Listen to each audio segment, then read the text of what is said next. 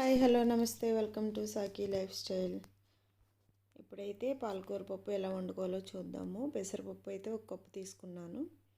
2 కట్టలు అయితే పాలకూర, ఒక ఉల్లిపాయ, 4 పచ్చిమిరపకాయలు, కొద్దిగా చింతపండు ఈ విధంగా కట్ చేసుకొని పక్కన పెట్టుకున్నానండి. ఇప్పుడైతే పప్పు తీసుకొని కుక్కర్లో వేసుకుందాం.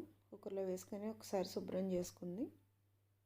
ఒక కప్పు పప్పులో అయితే 2 కప్పులు వాటర్ పడుతుందండి. వంతుకి 2 వంతులు వాటర్ పోసుకుందాం. వాటర్ పోసుకున్న తర్వాత కట్ చేసుకుని పచ్చిమిర్చి, అలాగే ఉల్లిపాయలు కూడా అందులో వేసుకొని కడిగి శుభ్రం చేసుకొని కట్ చేసుకున్న పాలకూర అండి, ఇది కూడా అందులో వేసుకుందాం. ఇప్పుడైతే చింతపండు వేసుకొని విజిల్ పెట్టేసుకుందాం. విజిల్ పెట్టుకొని 3 విజిల్స్ అయితే రానివ్వాలి. అంతే అండి, సింపుల్గా 3 విజిల్స్ అయిపోయింది.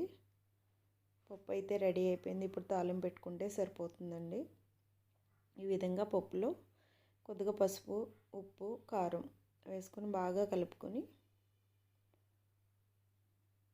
తాలింపు అయితే వేసుకుందాం. తాలింపుకి నెయ్యి వేసుకొని ఆవాలు, జీలకర్ర, ఎండుమిర్చి, వెల్లుల్లిపాయలు, కొత్తిమీర, కరివేపాకు అండి, వీటితో తాలింపు పెట్టుకుంటే సరిపోతుంది.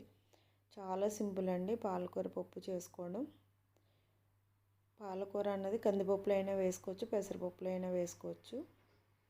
ఈ విధంగా తాలింపు పెట్టుకొని ఇంగు వేసుకోవాలండి. కొద్దిగా ఇంగు ఫ్లేవర్ అయితే పప్పులోకి చాలా బాగుంటుంది. ఇప్పుడైతే ఉడికించుకొని పప్పుని వేసుకుందాం. అంతే అండి, రెడీ అయిపోయింది. చాలా సింపుల్గా ఈజీగా 5 మినిట్స్లో అయితే పప్పు పాలకూర వండేసుకోవచ్చు.